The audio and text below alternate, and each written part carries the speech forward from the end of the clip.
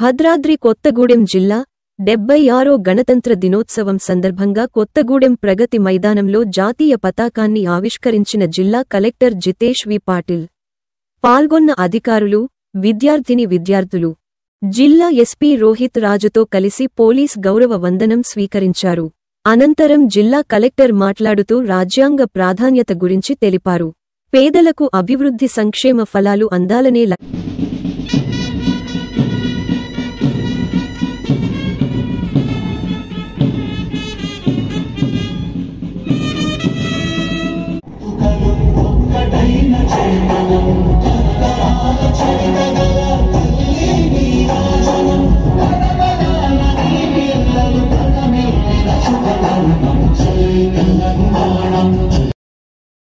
లక్ష్యంతో రైతుబంధు, నూతన రేషన్ కార్డులు, ఇందిరమ్మ ఆత్మీయ భరోసా క్షేత్రస్థాయి విచారణ నిర్వహించడం జరిగిందని, 21వ తేదీ నుంచి 24 వరకు గ్రామ పంచాయతీలు, మున్సిపాలిటీల్లో ప్రజల సమక్షంలో గ్రామసభ నిర్వహించి దరఖాస్తులు స్వీకరించడం జరిగిందన్నారు. సంక్షేమ పథకాల అమలు నిరంతర ప్రక్రియ అని వివరించారు. కేంద్ర రాష్ట్ర ప్రభుత్వాల సంక్షేమ పథకాల అమలు గురించి తెలిపారు. జిల్లాలో వివిధ ప్రభుత్వ శాఖల ఆధ్వర్యంలో నిర్వహిస్తున్న ప్రగతిని వివరించారు. అనంతరం ప్రభుత్వ శాఖల ఆధ్వర్యంలో ఏర్పాటు చేసిన స్టాల్స్ను జిల్లా కలెక్టర్ సందర్శించారు. విద్యార్థుల సాంస్కృతిక కార్యక్రమాలు అలరించాయి.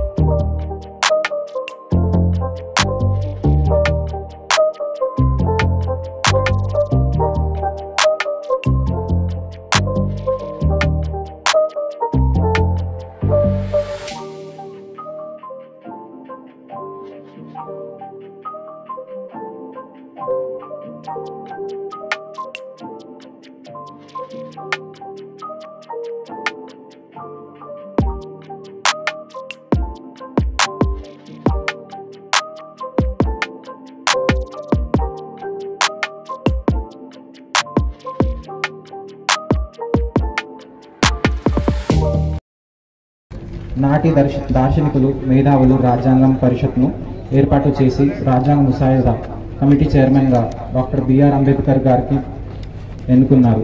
డ్రాఫ్టింగ్ కమిటీ రూపొందించిన రాజ్యాంగం 1950 జనవరి 26న అమల్లోకి రావడంతో జనవరి 26న గణతంత్ర దినోత్సవంగా ఎంతో ఘనంగా జరుపుకుంటున్నాము.